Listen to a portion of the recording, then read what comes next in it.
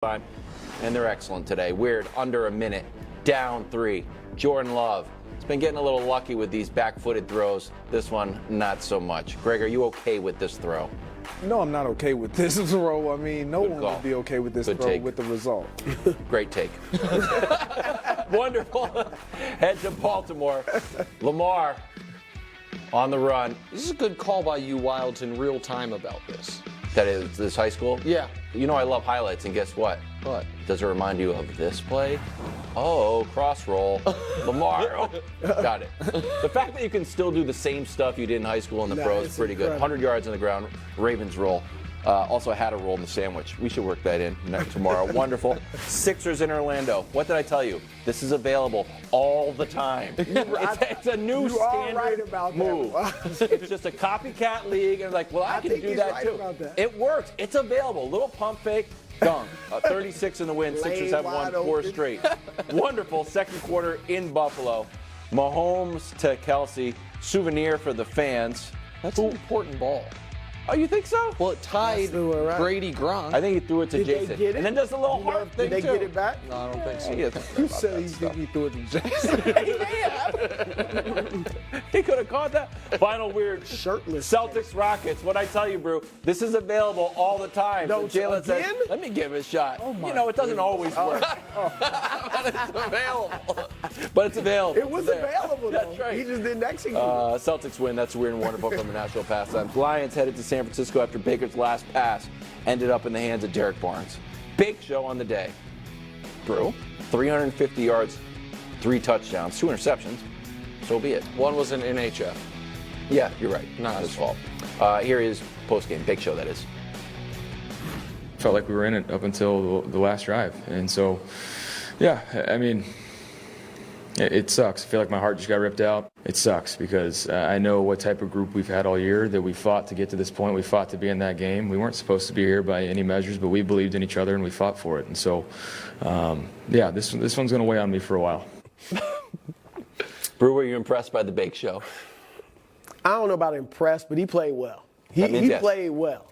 And Baker has shown me, and I think he's shown everybody, you can win with Baker. Thank you. Like really. I mean, he's not obviously not a top quarterback. He's probably like a tier 3. I would argue. How many guys in each tier? 6-ish. Okay, that's fine. You know, yeah, like so he's somewhere from middle. like 13 to 18. I mean, look. Sold.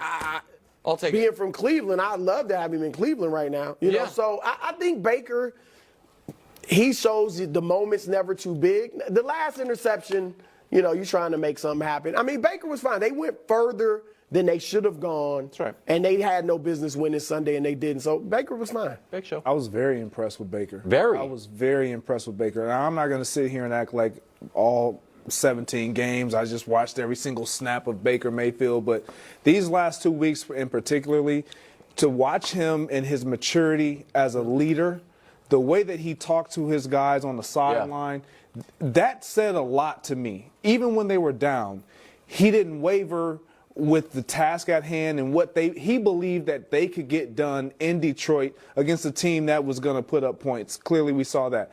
Baker Mayfield made every throw possible except that last throw. Like the chemistry that he and Mike Evans have been able to establish is very impressive. And the way, in the manner of which they've been going about their business, he's putting the Buccaneers in a position where they're going to have to make a real decision. Like, he's going to get paid by the Buccaneers. Yep. They don't have another option. Yeah, because your guy, who I'm not going to mention, who's been sitting behind him all year. Go ahead and mention. He pushed Baker. He got the best out of him. I mean, have you seen Baker play like this? Let's not bring him into this. Go ahead, Wilds. Did you want to say something? I'm just glad we haven't mentioned Kyle Trask. No, my only thing was, the question for you is, be honest, like, is good enough for the Bucs, and can you actually win a Super Bowl with Baker? Or you're just kind of like, I mean, so that is, you would have to have an outstanding roster around him to win a Super Bowl with Baker. Like I fought for a long time that I thought Baker was good. And remember when I did those 3 categories of quarterbacks, the great ones, the good, and then the bad ones? He's, to me, on the upper echelon of that good, which really is you're going to be a chameleon to your surrounding talent. What was so impressive to me about what he did this year is that Bucs team was stripped down because of the salary cap issues. They did a full reset, and for him to be able to do that, I thought the drive at the end of the first half, 92 yards in a minute 20, was awesome, and I think he does inspire guys because he plays so hard. He's getting his ass kicked yesterday as far as the sacks, and he's tough. So I agree with Greg. If the Bucs try not to pay him, somebody would pay him. Not top of the quarterback market, but Spot Track says 27. No, I think 3 years, $100 million.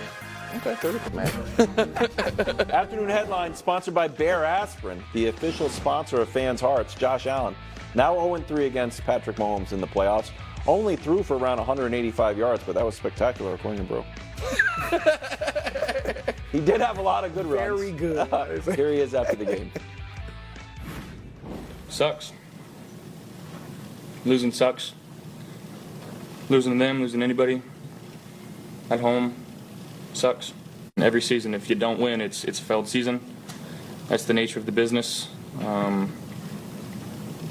There's one happy team at the end of the season, really, and when it's not you and you're so close, it sucks. Okay. Did this game change how you view Josh Allen? How I view him, no. How the rest of the media should, the vast majority of the media, it should change it. Do you think it will? Well, we'll see. Here's the thing. The Bills made an offensive coordinator change during the year because they decided we don't want to get Josh Allen's best because with that comes his worst. So instead, we're going to lower the ceiling to raise the floor. That is what they did. And they did it in that game. And it worked to a degree, but it changes what makes him so special. It changes what makes him in the running for the second or third or fourth best quarterback in football, wherever you think he is. What it did to me, Greg, dead forever, it was the nonsense. Mahomes Allen, Brady Manning. That's gone now. For the record.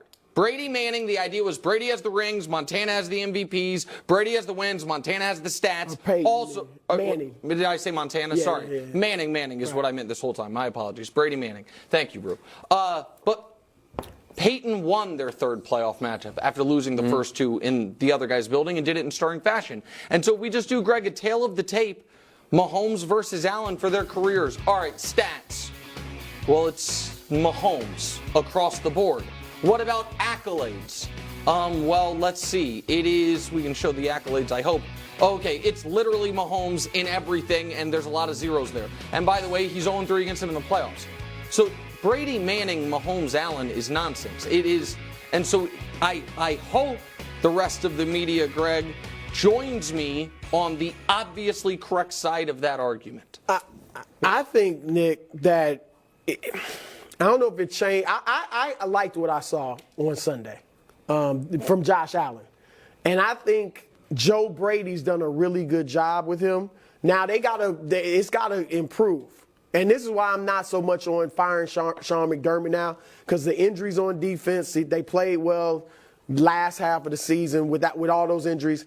And Josh Allen, the turnovers that he's cut down on, that he's playing smarter to me than he had throughout his whole career. He's not making as many reckless plays. Now, what you got to find is how to get the combination, which they should be working on this offseason, is how can we get the long balls, the dynamic Josh with the smarter Josh. Had they hit some of those big plays yesterday, you might be feeling like, oh, we got it. Yeah. But that's what they need to be working on. And so I thought it was impressive what Joe Brady has done with him. Last thing, the one game when they won 6 out of their last 7, including yesterday's loss, the one game he threw for no games he threw for 250 yards, except one against Miami, and he threw 2 turnovers. Well, that's the point. So he had 300-something yards against Miami, but 2 interceptions.